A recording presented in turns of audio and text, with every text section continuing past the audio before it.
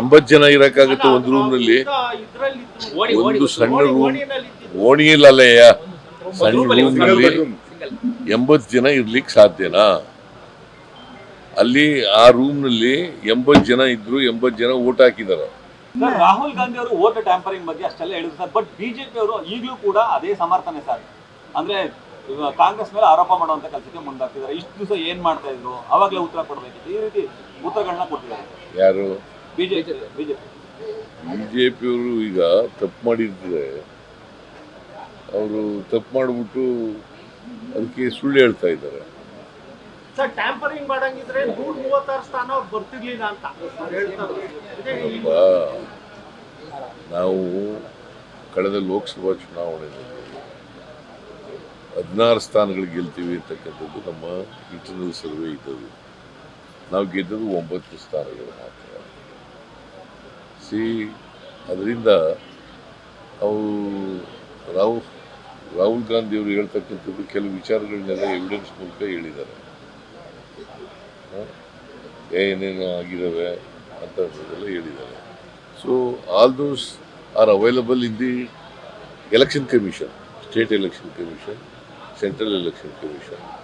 So ಅವರು ಹತ್ರ ಇದ್ದದಲ್ಲ, ಅವ್ರ ದಾಖಲಾತಿಗಳನ್ನೇ ಪ್ರಸ್ತಾಪ ಮಾಡಿರೋದು. ಕೇಳ್ರಿ, ಒಂದೇ ರೂಮ್ ಇರ್ತಕ್ಕಂಥ ಕೊಠಡಿಗಳು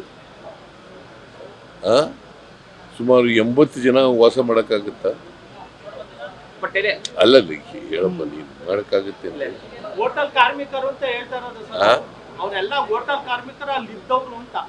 80 ಜನ ಇರಕ್ಕಾಗತ್ತೆ ಒಂದು ರೂಮ್ನಲ್ಲಿ? ಒಂದು ಸಣ್ಣ ರೂಮ್, ಓಣಿಯಲ್ಲಯ್ಯ, ಸಣ್ಣ ರೂಮ್ನಲ್ಲಿ 80 ಜನ ಇರ್ಲಿಕ್ಕೆ ಸಾಧ್ಯನಾ?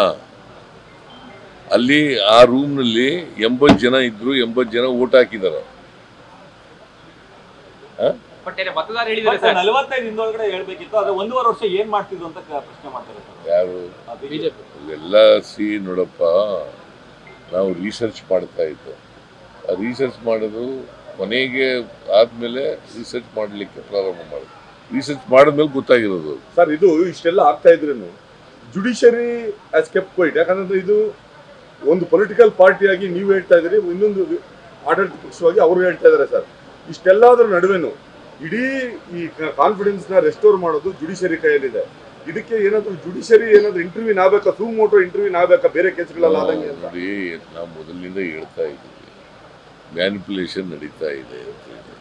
ಎಲೆಕ್ಷನ್ಗಳಲ್ಲಿ ಮ್ಯಾನಿಪುಲೇಷನ್ ನಡೀತದೆ, EVM-ನಲ್ಲಿ ಮ್ಯಾನಿಪುಲೇಷನ್ ನಡೀತದೆ, ವೋಟರ್ಸ್ ಲಿಸ್ಟ್ನಲ್ಲಿ ಮ್ಯಾನಿಪುಲೇಷನ್ ನಡೀತದೆ ಅಂತ ಮೊದಲಿಂದ ಹೇಳಿ.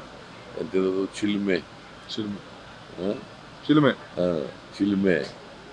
ಇದನ್ನೆಲ್ಲ ಹೇಳಿದ್ದೀವಿ. ಸೊ ನನ್ನ ಪ್ರಕಾರ ರಾಹುಲ್ ಗಾಂಧಿಯವರು ಏನು ಮೊನ್ನೆ ಪ್ರದರ್ಶನ ಮಾಡಿದ್ರು ಇದರಲ್ಲಿ ಮೀಡಿಯಾದಲ್ಲಿ, ಅವೆಲ್ಲವೂ ನಿಜ ಅಂತ ಅನ್ಸುತ್ತೆ.